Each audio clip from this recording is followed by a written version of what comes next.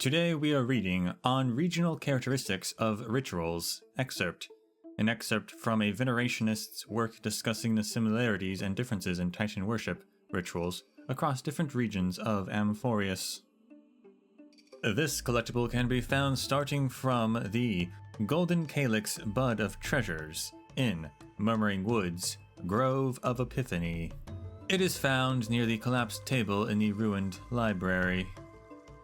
Next, I shall provide examples illustrating how different city-states' cultural customs influence local Titan mythology. A well-known mythological tale in Amphorius tells of a coastal tribe in the Era Chrysia who suffered from tsunamis. Led by their chief, they built dams and dug channels to block the waves. This caught Fagusa, the Titan's playful attention, who destroyed their work with giant waves. When the chief angrily questioned this, the Titan transformed into a great whale and proposed a wager. If they could cross the sea to a distant island within 7 days, the Titan would cease troubling them and grant them their treasure. But should they fail, their coast would forever remain submerged. In common versions, humans triumphed because Aquila taught their chief to build rafts in dreams, with help from Georios on the journey. But in versions told in some coastal cities, like Aristia, Fagusa is the only Titan who appears.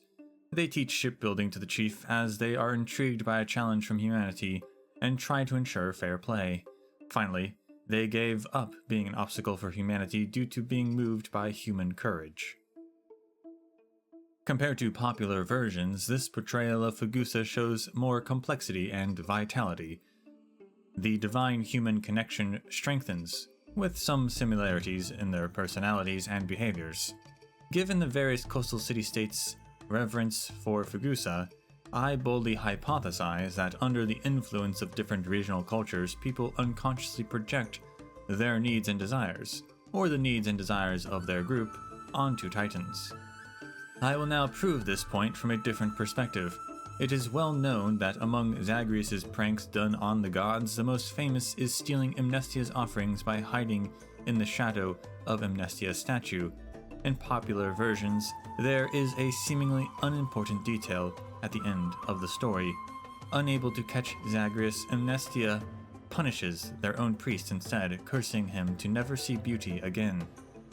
Such a small detail sparked major debates many times among scholars and artists in history of city-states like Aurelia and Milios. Due to their different backgrounds, positions, and beliefs, people have different levels of acceptance towards this whimsical divine punishment.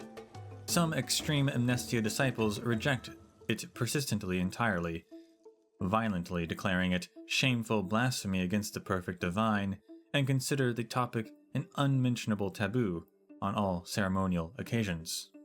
The above is the foundation of the content that this book will now discuss in detail, which is the variations in Titan worship rituals in different regions. In other words, how people from different cultural environments conduct appropriate ceremonies to please the corresponding Titans based on their understanding of divine preferences and tendencies.